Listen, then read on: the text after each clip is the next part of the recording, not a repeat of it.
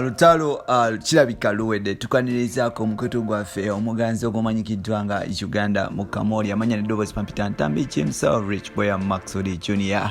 Olunaku lwaleero tukuleetedde mwana gwe bayita Zahara Toto ne Farida Nakazibwe. Zahara Toto avuddeyo ne yeetondera mukyala mukulu gwe bayita Farida Nakazibwe. Tujjukire nti recently wabaddewo olutalo wakati wa NBS TV kw'ogatta ne NTV olugenda mu maaso wakati w'abakozi okuli Zahara Toto kw'ogatta ne Farida Nakazibwe. Olutalo luno lwabalukawo ku Twitter oluvannyuma lw'okuba nti mwana muwala gwe bayita Farida Nakazibwe yavaayo n'agamba nti Zahara Toto ayambala engoye ez'emivumba ate nga kyaliwe oba omukozi munnaabwe gwe bayita Linda Dani ayambala engoye first class eziva ayita renno. Kino kyanyiza nnyo mwana muwala gwe bayita Zahara Toto n'ovaayo n'ayambalira mwana muwala gwe bayita Farida Nakazibwe n'agamba nti nze engoye zenyambala mmwe aba NTV temusobola kuze affordinga because n'abakozi bammwe mubasasula just ka 10k. So n'olwekyo gwe Farida Nakazibwe wali badde ng'osirisaako emimwa gyo n'okuba nti otuula n'oconcentratinga ku 50k zo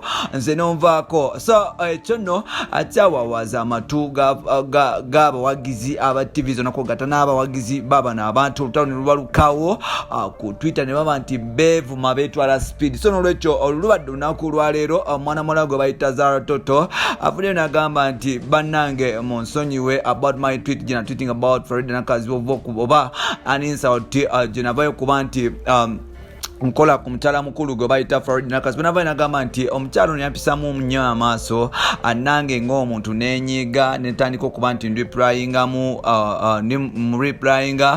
replyinga gy'omwalaba eyo naye ng'ate nagenza okwekuba mutima ne ngamba nti nakoze kibi.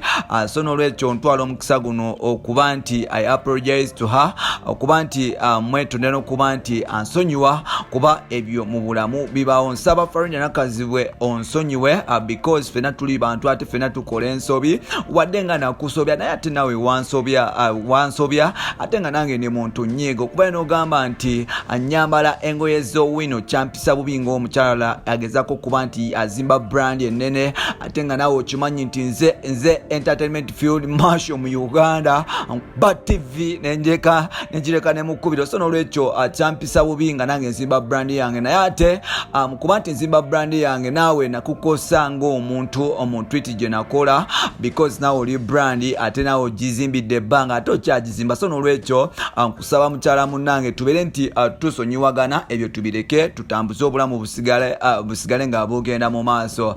Farida Nakazibwe ne Zahara Toto I think this is not their first time okuba nti facing such situation. I think zize nga zibeera but at the end of the day ng'abantu bagezako okuba nti mbasotinga. Olutalo wakati wa NTV lwabalukawo recently oluvannyuma lw'okuba nti mwana muwala gwe bayita Shera Gashumbe yali akola ku NTV yavaayo n'agamba nti abakozi ba NTV basasula obusente butono mbuvu. Musomi w'amawulire nga Farida Nakazibwe ne degrees yasoma mu journalism omukazi oyo yasasula $5,000 per show ate nga bannayuganda mwatandika okuba nti mukikola mu comedy ne kafifiteeke. So n'olwekyo obanga oyagala okujerega omukozi wa NTV ngamba baddagi nice ngamba kyali wange MC Esco ngamba bakyali bange nga Christopher n'abasigaddewo oyagala okumugamba ekintu kimunyinze mugambe gwe basasula 50k ogamba ki eri ensi. So ne Zahara Toto yakozesa okuba nti insultinga Farida but unfortunately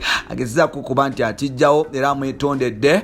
Temanyi Farida Nakazibwe ng'omukyala omukulu ate omuyivu ajja kutwala apology ya mukyala munnenge ey'omugaso aveeyo okuba nti musonyiwa. Bino n'ebirala by'obaolina mu episodes zaffe eziddako. Nsigadde entambi Jimso Rich Boy Maxwell Junior. You can follow me on TikTok Jimso16 and on Twitter nkozesa Jimso16. tubeera tusobola okuba nti twegwako nga tukwatagana mpola mpola. Ate oliwaddemu okuba nti muganda wange okomentinga wansi awo ne tufuna view okuba ya mugaso nnyo ajja okoma okomentinga gye tukoma okumanya n'okugabana ku ideas endala ez'enjawulo ne tuba nti tugabana mpola mpola. Okola kyamaanyi atambula naffe subscribe obanga subscribinga munnange nkwebaza nti okola kyamaanyi nnyo. Big up on yourself. Mbaagala nnyo nze nkivuddemu pannawo.